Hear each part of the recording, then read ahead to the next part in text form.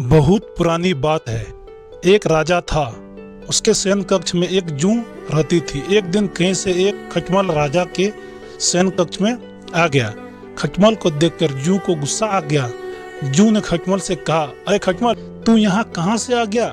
अगर तुझे कोई देख लेगा तो मेरे साथ मैं भी मारी जाऊंगी। जूं की बात सुनकर खटमल बोला, अरे जूं, तेरा और मेरा काम एक ही है।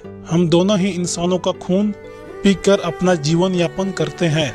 तू जिस तरह मेरा अपमान कर रही है, इस तरह तो कोई किसी दुष्ट व्यक्ति का भी नहीं करता।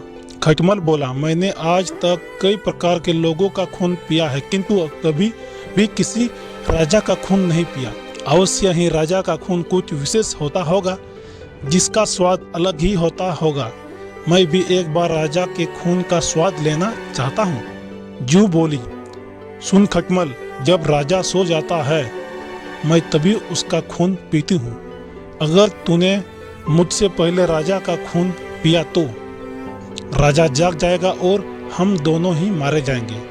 खटमल बोला, अरे जूं, तुम निश्चित रहो, जब राजा सो जाएगा मैं तभी उसका खून पीऊंगा।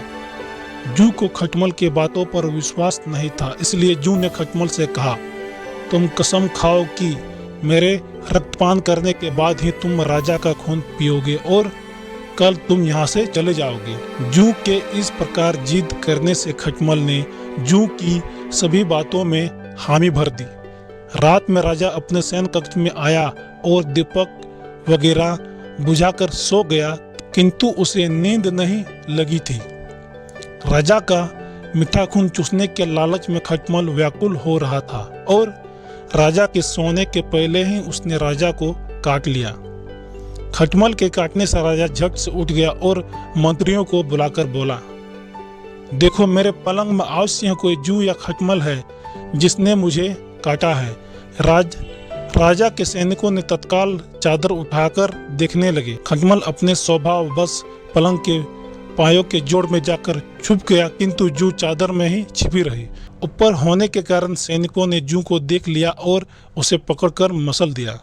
खटमल पायों के जोड़ में छुपा होने के कारण सुरक्षित बच गया, किंतु बेचारी जूं मारी गई। जूं और खटमल की कहानी से हमें यही शिक्षा मिलती है कि विरोधी प्रवृत्ति के व्यक्ति को कभी आश्रय नहीं देना चाहिए और ना ही उसकी बातों पर विश्वास करना चाहिए।